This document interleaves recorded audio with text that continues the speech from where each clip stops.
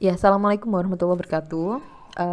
Bersama saya Sohrul Rahmatullah Ajija. Kali ini saya akan membahas mengenai biaya dari sebuah produksi, diambilkan dari bukunya MenQ eh, tahun 2009 ya ini ya. Jadi ada beberapa hal yang akan kita bahas di sini. Yang pertama adalah apa tentang implicit ataupun explicit cost, kemudian law of diminishing returns, fixed and variable cost, kemudian total, average, dan juga marginal cost.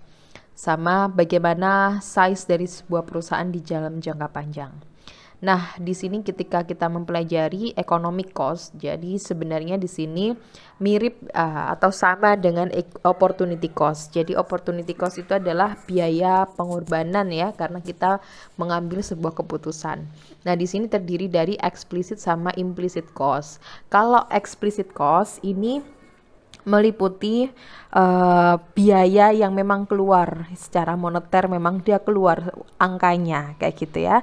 Tetapi kalau implicit itu meliputi value dari value dari next best use, kemudian self owned resource. Jadi implicit cost itu sebenarnya yang nggak terukur gitu secara moneter, belum masuk dalam hitungan pengeluaran. Nah, profit sendiri itu ada accounting profit, ada normal profit ya. Jadi untuk accounting profit ini secara hitung-hitungan di laba rugi, itu ada revenue, total revenue dikurangi dengan explicit cost. Jadi explicit cost tadi yang memang secara moneter bisa terhitung gitu ya, tidak biaya yang implisit. Ya, jadi contoh dari biaya implisit itu misalnya biaya keahlian yang dimiliki oleh seorang produsen misalnya. Kemudian bangunan milik pribadi yang digunakan untuk perusahaan. Lalu pendapatan tertinggi jika pemilik bekerja di perusahaan lain. Jadi kayak misalnya biasanya untuk yang self-employed ya, yang perusahaan usaha sendiri itu kadang dia nggak ngukur kan bahwa ternyata dia tuh sebenarnya mahal gitu ya, atau dia dihargai kecil, tapi kalau misalnya seandainya loading pekerjaannya dia dilakukan di tempat lain, nah itu sebenarnya dihargai mahal karena dia tidak energinya dia, tenaganya dia tidak dimasukkan di laba rugi, maka itu adalah implicit cost. Tetapi dia akan bisa menjadi explicit cost jika dalam pencatatan keuangan itu tenaganya yang bersangkutan itu dihitung, misalnya biaya gaji pegawai, meskipun itu adalah dirinya sendiri yang dihargai. Nah, contoh kalau biaya eksplisit yang sering kita temukan misalnya biaya pembelian bahan baku, biaya untuk membayar tenaga kerja, misalnya biaya untuk angkut barang, produksi, dan seterusnya. Nah, untuk profit sendiri, profit itu kan total revenue dikurangi dengan total cost ya. Untuk profit sendiri itu ada 3 jenis di sini, yaitu accounting profit, normal profit, sama economic atau pure profit. Accounting profit ini adalah total revenue dikurangi dengan explicit cost. Jadi yang memang benar-benar secara laporan itu keluar uangnya, biayanya di sini. Kemudian normal profit itu sama dengan implicit cost. Jadi normal profit itu sama dengan implicit cost, sementara economic atau pure profit itu adalah total revenue dikurangi dengan economic cost. Nah, kalau kita lihat ya antara economic sama accounting profit di sini kita bandingkan. Kalau accounting profit yang sering kita pakai di laporan laba rugi itu adalah total revenue ya dikurangi dengan di sini accounting cost. Nah, dikurangi dengan explicit cost only ya, yang memang sudah terukur di laporan laba rugi. Tetapi kalau kita ngomongin soal ekonomik, secara ekonomik dari aspek ekonomik ya, ekonomik di sini adalah termasuk opportunity cost, maka explicit cost ya sama di sini. Tetapi di dalamnya juga ada implicit cost ya. Implicit cost itu termasuk normal profit ya, termasuk normal profit. Kemudian di sini ada economic profit. Jadi dia juga ngukur biaya-biaya implisit, misalnya selain yang ada di laporan laba rugi, mungkin dia mau ngitung sebenarnya ketika saya membuat sebuah pabrik ini sebenarnya saya juga menimbulkan kerusakan lingkungan. Nah, kerusakan lingkungan itu sama mereka dihitung, divaluasi atau dihitung secara angka, muncul implicit cost di sini. Mungkin dia tidak memasukkan itu dalam laporan laba ruginya, tapi dia akan mencoba valuasi atau penghitungan nilai dari biaya eksternalitas negatif tadi itu mungkin nanti akan dirupakan menjadi CSR dan seterusnya. Jadi dalam jangka pendek ini hal yang berbeda adalah bahwa sifatnya di sini plan capacity itu sifatnya masih fix. Kalau dalam jangka panjang kapasitas dari sebuah perusahaan itu dia menjadi kondisi variabel ya. Kayak misalnya gedung gitu ya, dalam jangka pendek gedung itu menjadi fix karena dia bisa memproduksi katakanlah kapasitasnya 2000, ya udah dia akan produksi 2000. Tapi dalam jangka panjang ada besar kemungkinan sesuatu yang kapasitasnya fix tadi itu menjadi variabel dalam jangka panjang. Ketika dia punya dana, kemudian dia ekspansi, akhirnya dia tidak hanya bergantung kepada kapasitas 2000 aja, tapi dia mungkin menambah kapasitas yang lebih besar lagi. Kemudian penggunaan dari perusahaan, intensitas dari penggunaan pabriknya itu juga bersifat variabel dalam jangka pendek. Kemudian output juga bersifat variabel. Jadi kayak dia tidak fix gitu ya. Tetapi dalam jangka panjang ini perusahaan itu bisa keluar sama masuk gitu dalam jangka panjang ya. Ini asumsi-asumsi kondisi jangka pendek, jangka panjang. Nah, ketika kita mengenal dari aspek produksi, itu ada total produk ya. Total produk ini berapa banyak jumlah secara keseluruhan produk yang dihasilkan. Kemudian ada marginal product. Marginal product itu adalah perubahan dari total produk dibagi dengan perubahan total labor. Jadi marginal product itu adalah delta dari total produk dibagi dengan delta total labor. Kalau average berarti rata-rata berarti total produk dibagi dengan jumlah labor secara keseluruhan. Average product ini bisa kita istilahkan menjadi produktivitas tenaga kerja juga. Kenapa? Karena dia berapa produksi yang dihasilkan dari per satu orang tenaga kerja. Jadi menunjukkan produktivitas tenaga kerja. Lalu apa yang dimaksud dengan law of diminishing return? Jadi law of diminishing return ini atau hukum yang terus berkurang, pengembalian yang terus berkurang. Ini terjadi karena adanya fixed teknologi. Law of diminishing return itu tidak berlaku ketika teknologinya dinamis ya. Jadi dia berlaku hanya untuk fixed teknologi. Menambah resource variable untuk fixed resource ya. Kemudian marginal product itu akan mengalami penurunan ya, beyond some point. Kemudian asumsinya juga secara rasional. Jadi yang dimaksud dengan low diminishing return itu misalnya kita memiliki contohnya kayak gini ya, kapasitas misalnya kita punya mesin gitu kan, mesin mungkin di awal-awal dia akan bisa memproduksi sesuai kapasitasnya. Nah tapi lama-lama seiring dengan semakin aus mesin tersebut, maka dia produktivitasnya juga semakin turun. Nah itu law of diminishing return. Jadi kalau kita lihat ini karena kasusnya adalah tenaga kerja, law of diminishing return tenaga kerja, katakanlah kita belum punya tenaga kerja, maka kita nggak bisa memproduksi sama sekali. Tapi kemudian ketika kita punya satu tenaga kerja, ini bisa menghasilkan total produk sebanyak 10. 2 tenaga kerja bisa menghasilkan 25. 3 tenaga kerja menghasilkan 45 dan seterusnya. Kalau kita lihat semakin banyak di sini jumlah tenaga kerja, maka total produk yang dihasilkan juga akan semakin tinggi ya. Semakin ke sini semakin tinggi.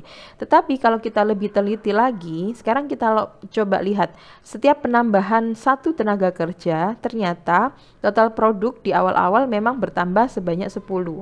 Tapi semakin kita tambah tenaga kerja lagi, total produk yang dihasilkan ternyata ini ternyata naik gitu ya. Terus tambah satu lagi tenaga kerjanya, ternyata naik lagi gitu kan. Nah ini yang disebut dengan increasing marginal return.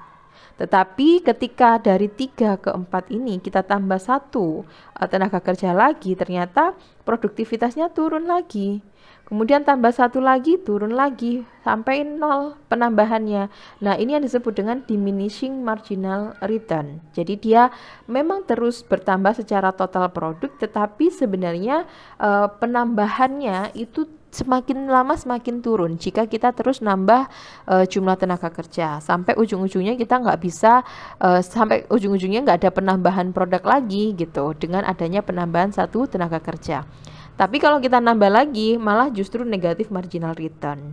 Jadi sebenarnya asumsi ini atau perhitungan ini sangat penting ketika kita menjadi seorang pengusaha, mendirikan sebuah pabrik. Terus berapa sih labor yang saya perlukan agar saya mencapai kondisi yang optimum saya, kayak gitu. Jangan sampai saya menambah atau merekrut karyawan justru saya mengalami yang namanya negatif marginal return.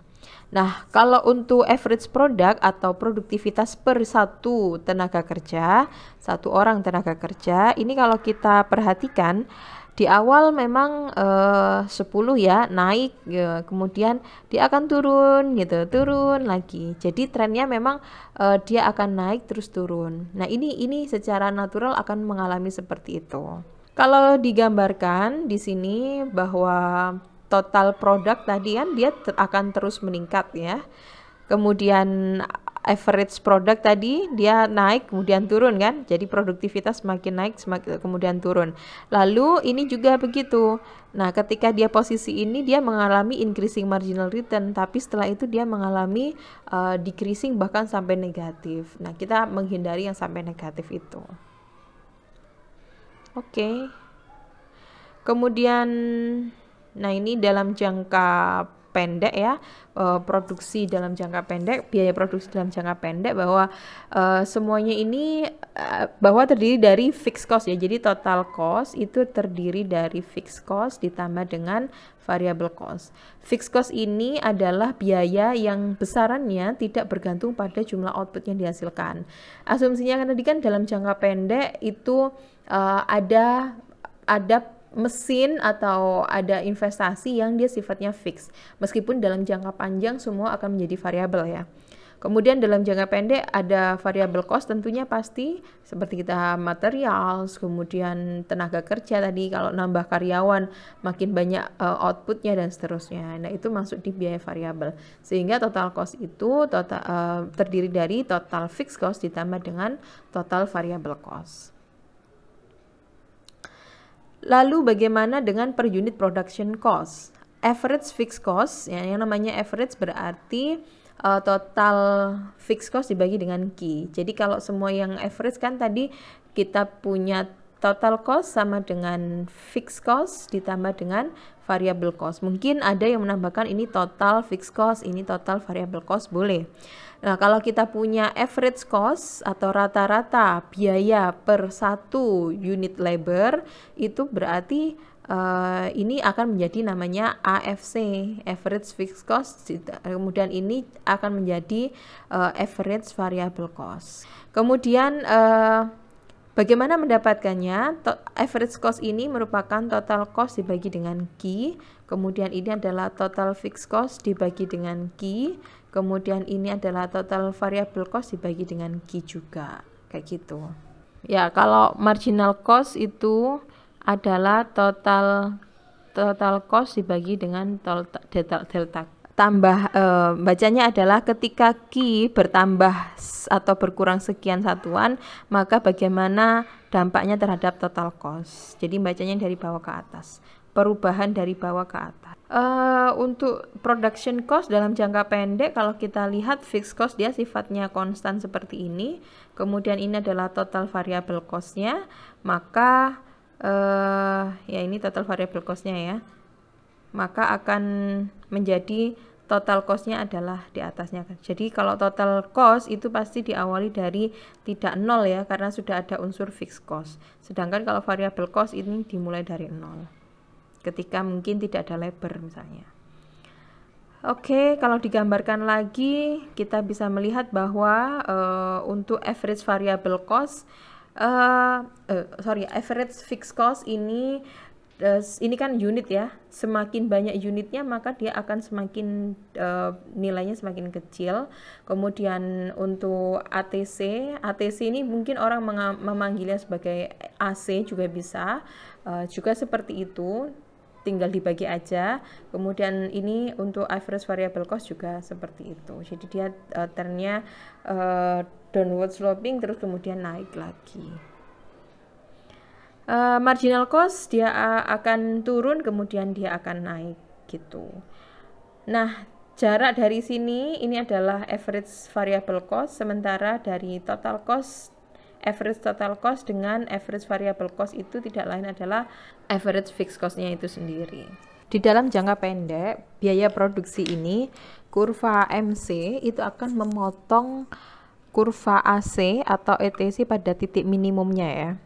Nah, di situ. Mungkin ini karena gambarnya kurang presisi ya. Jadi dia akan memotong pada titik minimum AC. Nah, begitu juga dia titik MC, dia akan memotong pada titik minimum AVC-nya. Artinya apa? Kalau MC memotong AVC, MC itu kan biaya tambahan delta TC per delta Q itu sama persis dengan TC per Q. Jadi harga per satuan unitnya itu sama dengan tambahan biaya per satuan unit untuk memproduksi satu unit barang itu sama persis dengan ketika ini menambah satu barang, harga biayanya yang muncul juga akan sama kayak gitu. Nah, kemudian ketika kita mengetahui apa sih kaitannya antara marginal cost dan diminishing return, marginal cost dengan marginal product, marginal cost dan variable cost dan yang lain, ini bisa kita lihat di sini ya. Kalau untuk marginal cost itu sendiri kan kita tunjukkan tadi bahwa dia akan memotong di titik minimum dari average variable cost dan juga average cost tentunya. Nah, kalau ini kita melihat dari sisi production curve. Kalau bawah ini adalah cost curve, yang atas itu adalah production curve. Nah, di cost curve di product kalau cost curve-nya tadi sudah kita bahas, di production curve-nya di sini ada marginal product.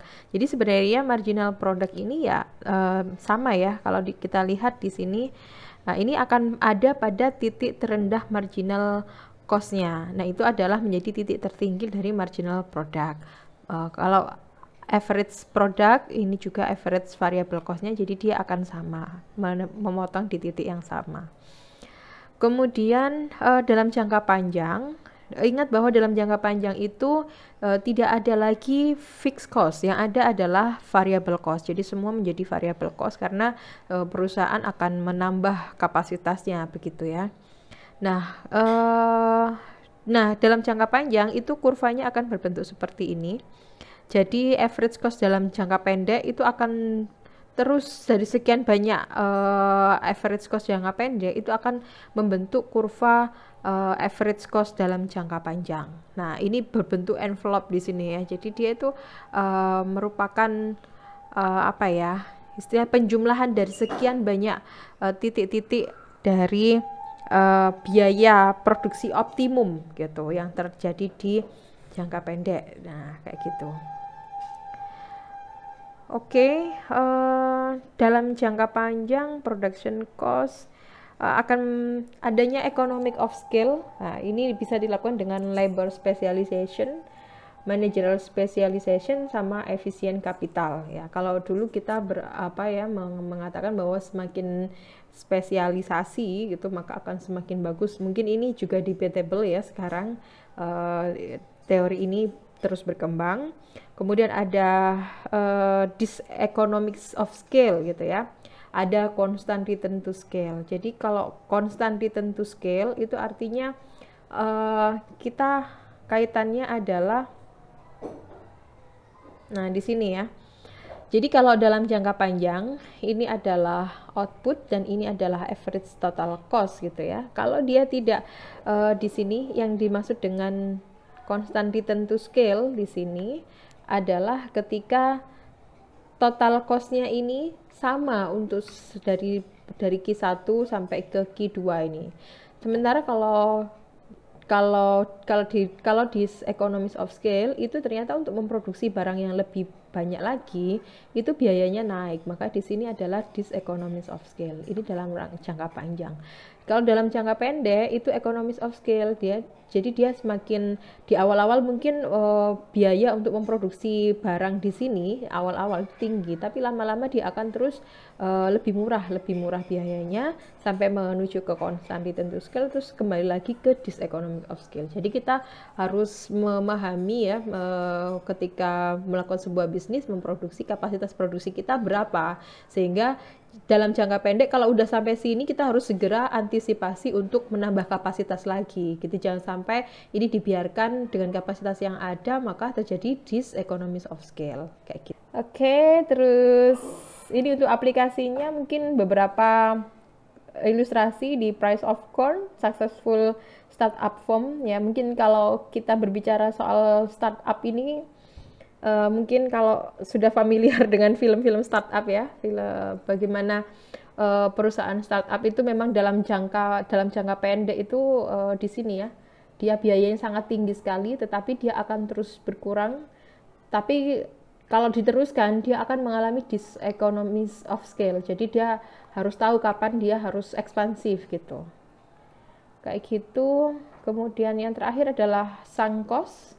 Ya, sunk cost ini adalah biaya yang sudah kita keluarkan ya, yang terjadi di masa lalu dan mungkin nggak akan bisa kita kembalikan lagi gitu ya. Dan memang dia udah keluar. Contohnya sunk cost ini misalnya R&D cost ya. Seperti kita membangun sebuah perusahaan startup, bagaimana membangun aplikasi di awal itu luar biasa sekali kan biayanya. Nah, itu nggak bisa di-recover ya misalnya. Kemudian tidak mempengaruhi marginal benefit maupun marginal cost gitu. Kayak ini biaya yang harus dikeluarkan dan nggak bisa kembali lagi kayak gitu. Nah, sekarang bagaimana aplikasi dari biaya-biaya ini kalau dalam ekonomi? Misalnya ada satu kasus di sini diketahui demand itu adalah Q sama dengan 500 min 0,5 P, sedangkan TC-nya adalah Q kuadrat plus 580 Q plus 1800. Kita diminta untuk mencari total revenue, marginal revenue, dan seterusnya ketika Q sama dengan 10, TR maksimum atau total revenue maksimum, kemudian laba rugi maksimum atau minimum, sama output minimumnya, output optimumnya. Nah, sekarang kita lihat di sini. Tadi diketahui bahwa demand, persamaan demandnya adalah Q sama dengan 500 min 0,5 P. Kemudian total cost-nya diketahui Q kuadrat plus 580 Q plus 1800. Nah, sekarang kita diminta untuk mencari berapa total revenue, average cost, dan seterusnya. Total revenue itu kan rumusnya price dikalikan dengan Q. Nah, sekarang karena total cost ini ada dalam satuan Q, maka kita merubah, sementara ini adalah fungsi demand-nya adalah dalam fungsi P, maka kita rubah persamaan ini Q 500 min. Nah, ini menjadi 0,5 P 500 min Q, maka P sama dengan 1000 min 2Q. Nah, kalau sudah seperti ini, maka kita masukkan di sini.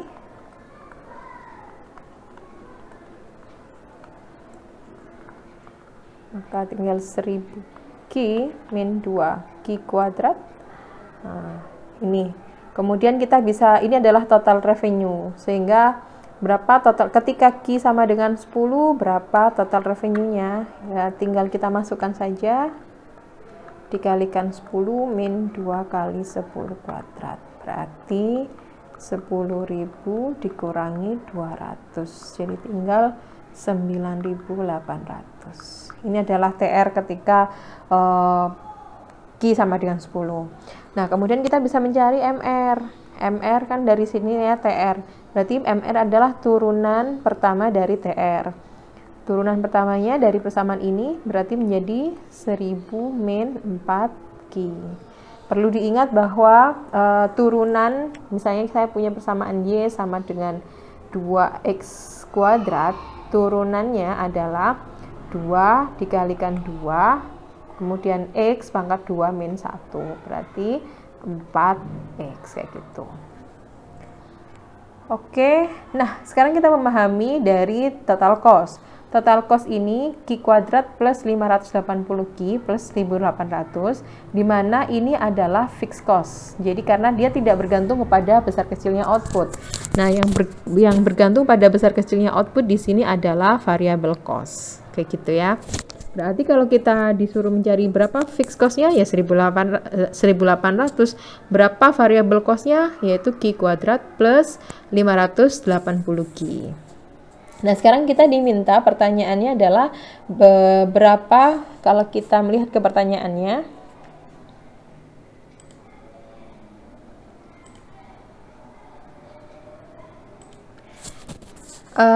ini tadi anggapannya bisa dihitung sendiri ya. Kemudian TR maksimum atau total revenue maksimum. Apapun ketika kita mencari TR maksimum atau persamaan kemudian kita cari maksimumnya, maka turunan pertamanya sama dengan 0. Jadi TR maksimum itu terjadi ketika MR sama dengan 0 ya. MR-nya kita tahu di sini yaitu 1000 min 4Q sama dengan 0. Maka Q sama dengan 250. Nah, TR maksimum atau pendapatan maksimum itu akan terjadi ketika kuantitas sama dengan 250. Pertanyaan selanjutnya adalah laba rugi maksimum atau minimum. Profit itu adalah total revenue dikurangi dengan total cost. Total revenue-nya ada di sini yaitu 1000Q min 2Q kuadrat. Kemudian min TC-nya adalah Q kuadrat plus 580Q plus 1800. Maka ini akan menjadi 1000Q min 2Q kuadrat, kita keluarkan min Q kuadrat min 580Q min 1800. Nah, ini akan menjadi sama Q-nya ya, berarti tinggal 420Q. Kemudian min 3Q kuadrat min 1800. Nah, apapun yang mencari maksimum atau minimum, maka turunan pertamanya harus sama dengan 0. Jadi, P turunan pertamanya itu adalah kita turunkan di sini 420 min 6Q, kan begitu ya. Nah, ini sama dengan 0. Nah, saya lanjutkan di sini ya. Berarti 6Q sama dengan 420, maka Q itu adalah 70. Sehingga profitnya berapa? Profit akan terjadi ketika Q sama dengan 70. Ketika ditanya berapa profitnya, berarti masukkan ke persamaan ini. Nanti akan kelihatan angkanya berapa, begitu. Atau cara yang kedua, kalau kita lihat, ini kan ketika mencari profit maksimum itu adalah turunan pertamanya sama dengan 0. Nah, turunan pertama dari profit itu tidak lain, berarti kalau kita nyari turunan pertamanya profit adalah turunan pertamanya TR dikurangi dengan turunan pertamanya TC sama dengan 0 kan? Maka ini adalah tidak lain adalah MR min MC sama dengan 0, sehingga profit maksimum akan terjadi ketika MR sama dengan MC. Ini juga bisa menggunakan rumus seperti ini. Ya, di soal yang terakhir adalah bagaimana kita menghitung output optimum. Jadi output optimum itu adalah output yang terjadi ketika AC itu minimum. Bahwa ingat bahwa di sini AC itu akan minimum ya. Jadi dari kurva ini MC akan memotong pada ATC atau AC saat posisi minimumnya. Jadi kita bisa mencari output optimum itu adalah MC sama dengan ATC. Kita coba di sini.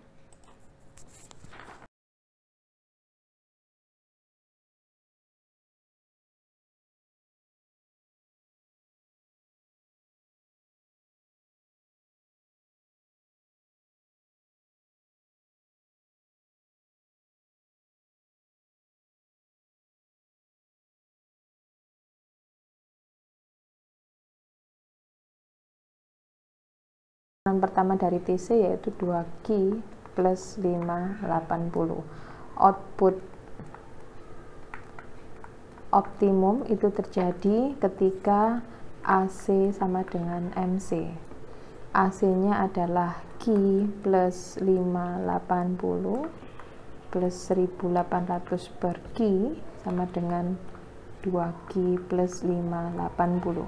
Nah, ini kedua ruas ada, jadi tinggal 1800 per Q sama dengan Q. Maka Q kuadrat sama dengan 1800, maka Q adalah ini hasilnya 42,42. Jadi ini adalah Q ketika output optimum. Atau kita bisa juga dari persamaan kan AC minimum ya, apapun mencari maksimum minimumnya, turunan pertamanya sama dengan 0. Ini kalau kita mau turunin turunan dari AC, ini kan tinggal 1, ini nggak ada, habis, berarti ini plus, ini kan menjadi, jadi sebenarnya kalau persamaan ini, atau kita rubah dulu ya, jadi ini sama dengan Q plus 580 plus 1800 Q pangkat min 1. Nah, kayak gini, dari persamaan ini kita rubah, sehingga ini akan menjadi, kita AC aksen adalah Q, ini tinggal 1, kemudian ini habis, nah ini kan minus, berarti 1800 Q min 2 sama dengan 0. Ini kan tidak lain adalah 1800 per Q kuadrat sama dengan 0, maka Q kuadrat sama dengan 1800, gitu, maka Q sama dengan 42,42, hasilnya sama, begitu. Oke, terima kasih untuk materi cost of production. Saya akhiri. Assalamualaikum warahmatullahi wabarakatuh.